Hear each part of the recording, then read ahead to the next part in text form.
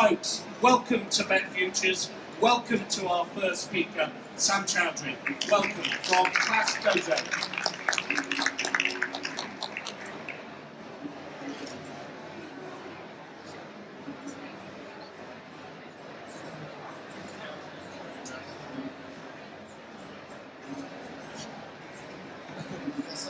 Yes. Okay for everyone? Can you hear? No? Better? Okay, good. Alright. That's a very flashing introduction and I'm like very embarrassed. But thank you all for having me back. It's so good to be home. I moved to San Francisco about 3 years ago to start what became ClassDojo.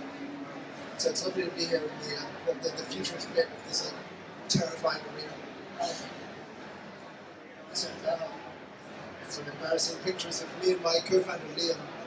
So I thought I'd start by just telling you a little bit about us, and then I'll tell you a little bit about what ClassDojo is doing and kind of where we've got to, and why we care so much about the thing that we're actually trying to do for education. But by way of background, my co-founder Liam and I moved to the United States about 3 years ago. I taught in the UK. I taught economics. I then worked in consulting as an education consultant. And Liam was doing a PhD in education technology. So Liam left his PhD, I left my job, and we moved out to America, and that's kind of how ClassDojo started.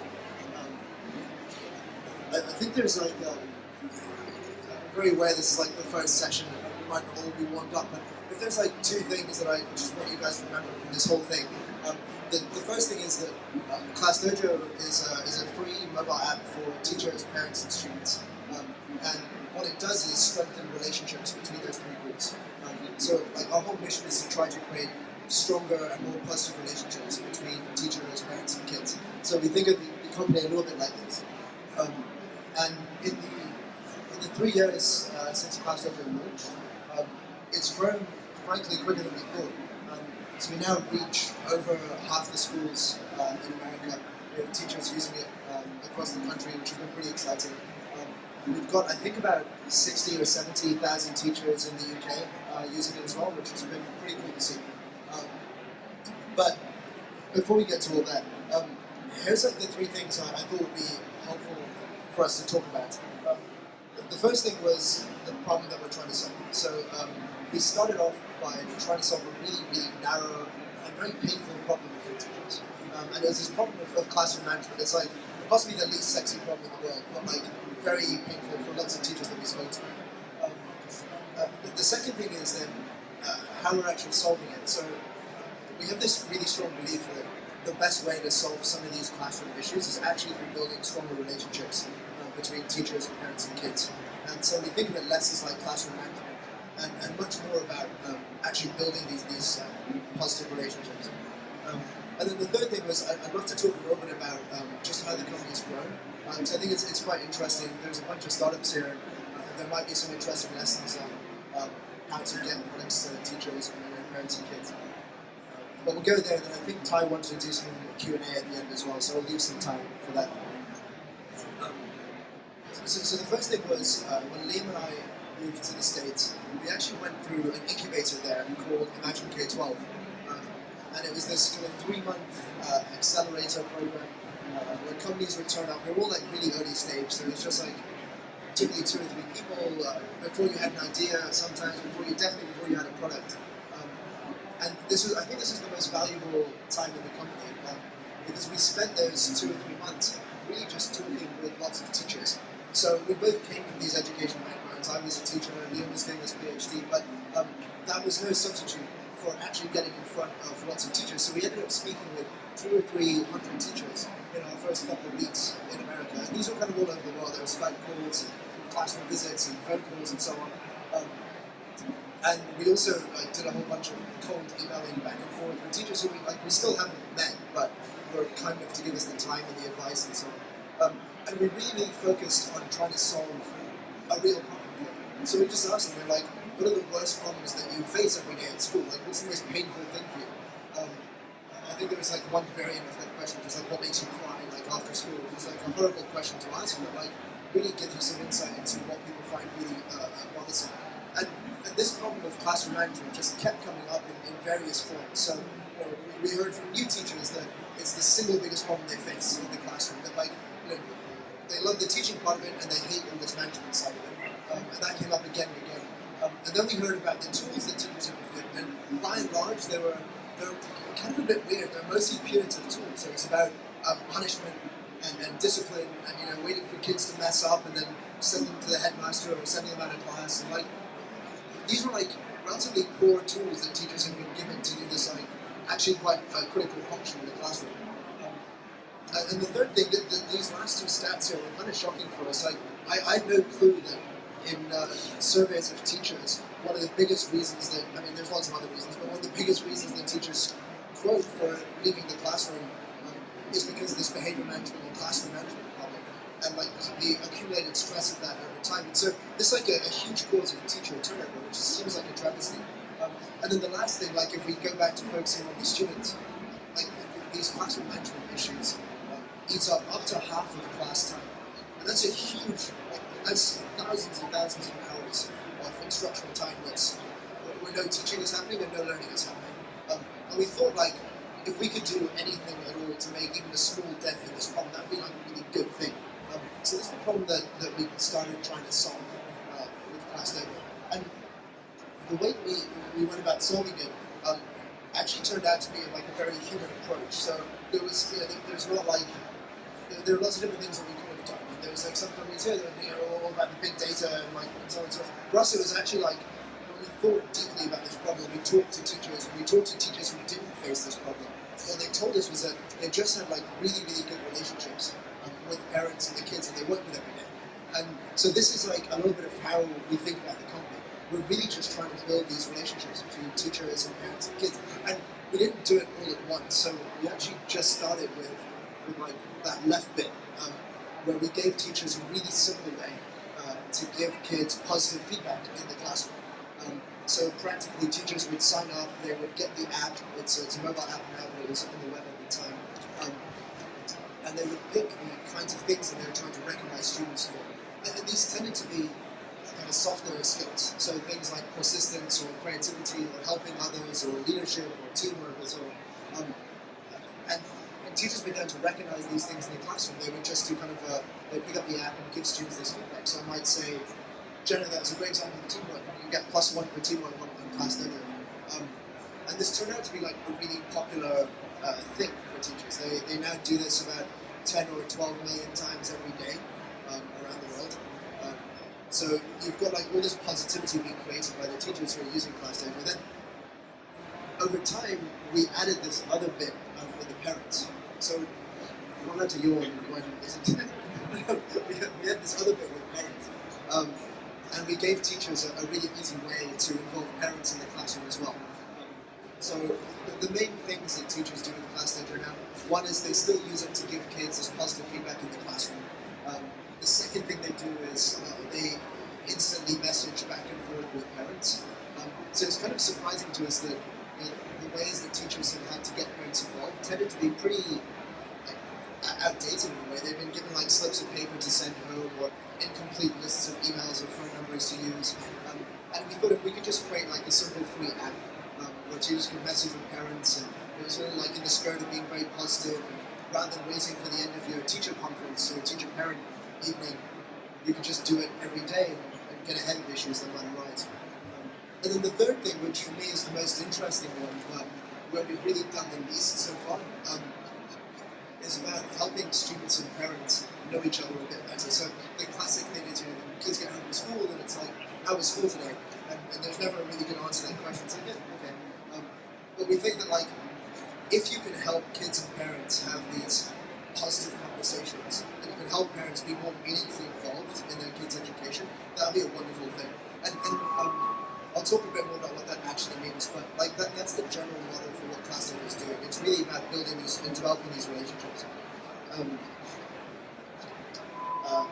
So, as I was saying, like just digging into like how the product actually works, it looks a little bit like this for teachers. So they get a list of all their students in their class, and then they can pick the kinds of skills or strengths that they want to encourage. And as I said, these tend to be softer things, so they're not usually academic skills and so on. They're usually some of the non-cognitive traits. Here's an example of some of the things teachers recognize. And there's like about 1 or 2 million others. Teachers can customize these for their classroom. So, so teachers can use this really simply in the classroom to give kids this positive feedback. And then for the parents, this is what parents get. They get this, it looks like what you'd expect, just a really good messaging experience. So they can send pictures and notes and voice notes and little stickers and so on. But it really helps teachers and parents get on the same page. So now, like, this problem that a lot of teachers identified with classroom engagement goes beyond the classroom, and actually you start to bring parents into the conversation. So it's less about all the pressure being on the teacher. It's now about the parents helping out too. And then the third bit here is for the students. So this is really exciting because for the first time, students are getting this feedback on, sorry, there's like a little monster there, that's for like kids where we don't have pictures, we're not allowed to have pictures, so we have like little avatars. So kids now get a record of all the strengths that they're building at school every day. So if you think of, this is really cool for me because if you think of the kind of feedback that kids used to get, it was basically like post hoc. So you've kind of done your exam or you've done something and there's an outcome at the end of it, and it's too late to do anything about that when you hear that feedback. But if you can have these like positive conversations every day or understand like how you're doing every day before it becomes a grade or a test score or something, then I think you have a real chance to help kids every day in the classroom. And furthermore, if you give kids that power, so it's less about adults doing things to kids, right? Like teachers marking kids or grading kids. When it comes about kids taking ownership of their own learning and their own progress, I think that's really, really powerful. So those are like the 3 parts for us. And like it's been really gratifying for us to see just like the amount of love from around the world. Like, so interesting thing about the company that isn't always obvious to people, it's a 16-person company in one sense. So we don't have we don't have a sales force at all.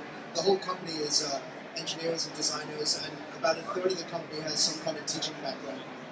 So it's people who care a lot about education. We care a lot about making like very simple, good tools for these 3 groups to use. And it's been really gratifying for us to see that if we made a product that people want, that they would spread it and tell other people about it, and also write in and send us this like kid stuff. It's cool to get packages from kids. And a little bit more on the growth. So it's broadly just mirrored population distribution.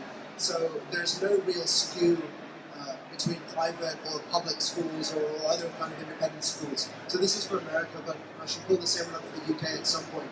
What we found is that because you only need one device as a teacher, you just need your own phone or your own tablet, or even if the school provides like some kind of computer, you just need one device. So you don't need everyone in the classroom to have a device in order to use ClassDojo. As a teacher, you can sign up and get using it for free. And that's been really cool to see because it means that it's accessible to pretty much everyone. And it's not a function of turning up and trying to sell hardware, trying to sell devices to people. It's just a simple thing to. We've also been very fortunate that teachers have taken ClassDojo global. So it's used in over 100 or about 120 or so countries just now. Obviously, like, there are much smaller user bases in those countries, but the UK, the US, Australia, Canada, Ireland, they're like large numbers of teachers who use ClassDojo every day. And that's been really exciting for us to see. It's been really cool to see that you can grow that way without selling something to the school or the district, that you can turn up, create a product that people want, and then give it to them, and they love it so much that they'll spread it to other people. And we've been very fortunate. So, the last thing I wanted to talk about was a little bit about where the company goes next, or what like the overall direction of travel for ClassDojo is. And I think it's actually a really, really important point. So the US, as some of you may or may not know, is currently going through this whole discussion about the Common Core, which is roughly equivalent to the national curriculum here. And they're like, should we do it, shouldn't we do it, etc., etc. At the moment, a lot of it just focuses on content, on academic content. It's all about like those basic reading, writing, and math scores, and some average daily attendance. And these are the metrics that we use to kind of judge a successful education. And this might be a little bit controversial, but like my thesis is that there's actually, and Liam and I found this from talking to like some of the best teachers that we've worked with. There's actually this whole other portion of education that's almost completely unaddressed by most education technology today. And it's the part that goes beyond just delivering academic content to towards actually helping kids develop all the foundational skills that they need to be successful in life. So here's a diagram from one of the school chains in the United States called the KIPP schools. You may or may not know them. They're one of the best performing public school chains in America. So they only work with the poorest socioeconomic groups, but they come out with some of the best test scores and college graduation rates of any public school chain in the whole country. And this is from their teacher, and they famously say that more than half of what they do is build these character strengths. And people use different words for them: soft skills, non-cognitive skills, character strengths, and so on. But they're pretty rigorous about it. So they have a GPA for your academics, and then they have a 7-point character scorecard for building these character strengths at school. And what they found is that the kids who do best at college are not actually the ones who have the best test scores, but the ones who work hardest on building this other half of education. And when you step back a bit and think about like the next 100 years, we're going into this knowledge economy where every single one of us is going to have to learn everything that we need to know for the rest of our lives. Like, we're not going to just learn at school and be done. And the jobs that our kids are going to do probably don't even exist yet, and the content for those jobs doesn't even exist yet. So when we start to think about what the purpose of a really great education is, it can't just be to deliver content slightly more effectively or slightly more efficiently. And really, like, we think a wonderful application of technology is to go beyond that. Like, that's necessary but not sufficient, but it's to go beyond that and really help kids develop all these softer skills that they need to be successful in life. And those are things like persistence and self-control and curiosity and creativity and teamwork and resilience and so on and so on. I'm sure Ken Robinson will talk about some of this on Friday as well. But it's actually a really important part of our mission. This is the first slide that we show investors when we talk about ClassDojo. And it makes a lot of sense for us. Like, there's a company that's so focused on those human relationships. These types of skills are usually developed best through human interactions.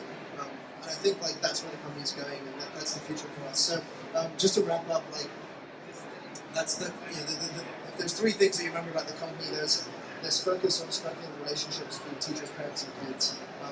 It's being used by a fair number of people now. And then this mission that we're going after, I think, is pretty unique and pretty exciting. And hopefully we can help teachers with that. It's free. It's 100% free for teachers. You can get it as an app. You can sign up on the website at ClassDojo.com. And because it's always good to start and finish a presentation with embarrassing pictures of your team. We hope you'll join us for a happy hour tonight. It's at 6 to 8:30 at the Fox. It's just around the corner here. It's very close to the exhibition center. So come along. There's free drinks, and Jenna's got a whole bunch of little tickets for it if you want to accost her afterwards. Yeah. Thank you for. Thanks, Sam. Thank you very, very much. A great British success story. The first speaker, and an invite to free drinks. I mean, you couldn't have wanted anything more. Thank you so much. I've got about 10 minutes. Comments, questions from the audience. Does anybody want to contribute to the discussion? Or is that just super duper and you don't want to? Well, who's going to be the first person to ask the question at Bett Futures? There we are. Tell us who you are and where you're from. Put your feet down. That's all about behaviour. My name is Lucy. I work for an accelerator like K-12 for education startups. If you are approaching ubiquity in the States, is your next plan just to conquer the rest of the world or to develop your products? Or what's next? That's Lucy. The first question at Bett Futures, ubiquity. I love that word on that slide, didn't you? Sorry, it sounds really arrogant when you say it out loud. No, I think ubiquity is probably a bit of a stretch, right? We've got teachers in over half the schools in the country who use it now, but that doesn't mean the whole school's using it there. It means there's like a bunch of teachers who use it, and a bunch more coming. So I think we've still got work to do in the States. I also think that, like, because we're not really tied to a curriculum or a particular like content standard, because it is much more about these three groups of human beings, it actually makes it very easy to spread. It's a much more human thing than it is a particular like workflow tool. So we'll do more in the States this year, but we are looking internationally now. So we've got interesting user bases in Australia, the UK, Ireland, Canada. There's a few like Vietnam and Turkey and Indonesia. So our teachers have actually translated the site into 35 languages now. So it's early days in the rest of the world, but like, there's more to come. Tell us who you are. You've come quite a way, I think. I am Kim from Finland. aside, I mean, about the strengths that you emphasize, have you done any cooperation with positive psychology, positive education? Yeah, no, I did. So the question was about for the strengths that we're trying to encourage, have we done anything to positive psychology, positive education? We've done a little bit, right? So when we started out, we worked with a couple of academics. As the company's grown, like we're trying to bring more and more of that into the company. Part of the nuance is that we're not really that dogmatic about what we let teachers encourage. We're like, you can customize it. You know, some teachers use it for the things that we pre-populate, so there are things like persistence and creativity. So other teachers use it for more specific things for their classroom, right? So they'll be like, oh, leadership's really important to us, or trying your best is really important, and so on. So I think there's like, I would say that we've done like the very minimal amount that we need to like be confident we're not doing any harm. But there's a huge amount more that we should be doing. And like as the company grows, we'll do more and more. So,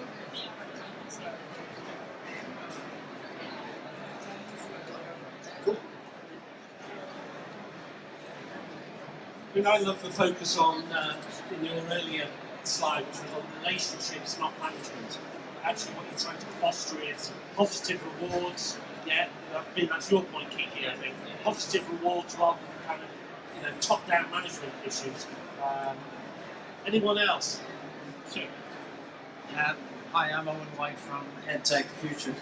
I mean, ClassDojo is such a marvelous success from an educational perspective, but I'm just intrigued to know a little bit about the business, and particularly the question of monetization, which I'm sure you must have plans around.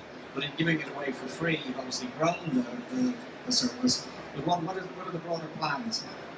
It's like the big question that every edtech startup here is thinking about. Yeah. So like at some point you have to find a way to keep the lights on.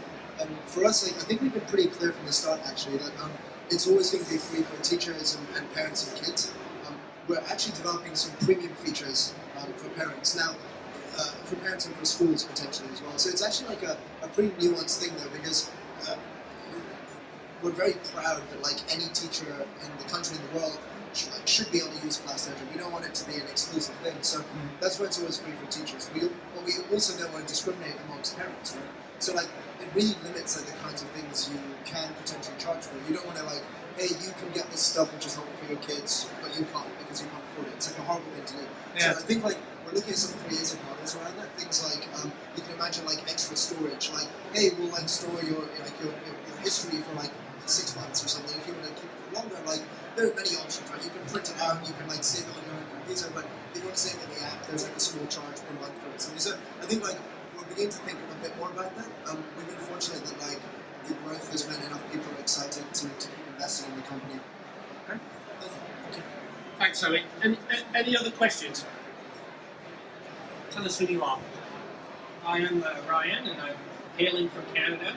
And a couple of our teachers are using ClassDojo, and I'm just wondering about integration into the nasty word that we all like to use, the LMS. Right? Many of us use a system that manages our learning, and a lot of that power is missing from most LMSs. I'm just wondering if there's any plans to work on APIs or any kind of integration into the systems.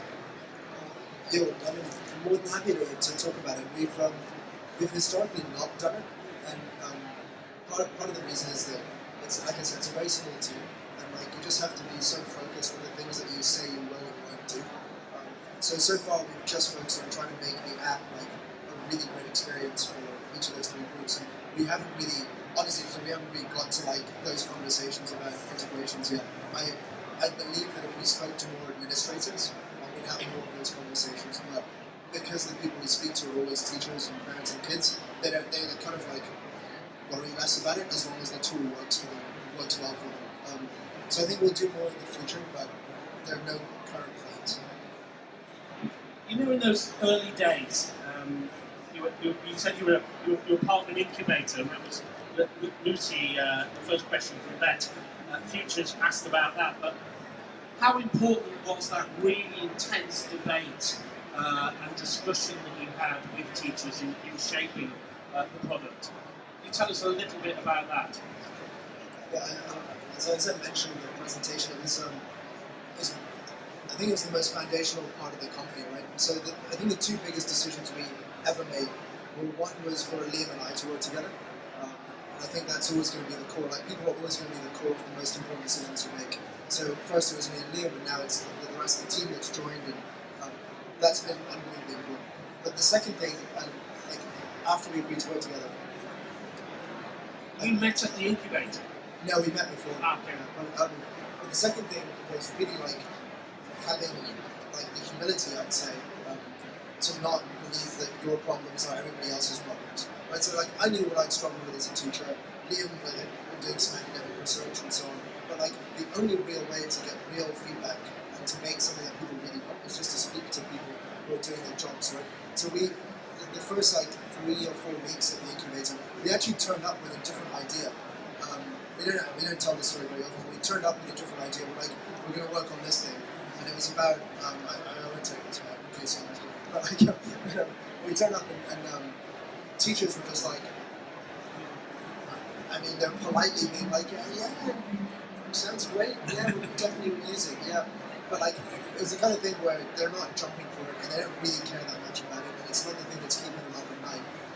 So in our first week, we threw away that idea entirely. And we spent the next 3 or 4 weeks just doing everything we could to get in front of teachers. So we did all kinds of things. We like cold called, cold emailed. We got a list of teachers where their schools had bought iPads and phones. And we're like, maybe they're like a bit more tech savvy and we'll ask them. I actually taught summer school in California just so the teachers in the school near us would give us some feedback. They had this deal where they come and teach in the afternoon so we can like talk in the morning. Yeah, so we did like everything we could, and I think a lot of the DNA of the company was set there, because even today, we probably do like 40 or 50 teacher phone calls a week, 2 or 3 class visits a week. We have teachers coming to the office every other week or so. So it's a really important part of the company. Ladies and gentlemen, Sam Chaudhary, fantastic. Thank you very much, Sam. Thank you so much.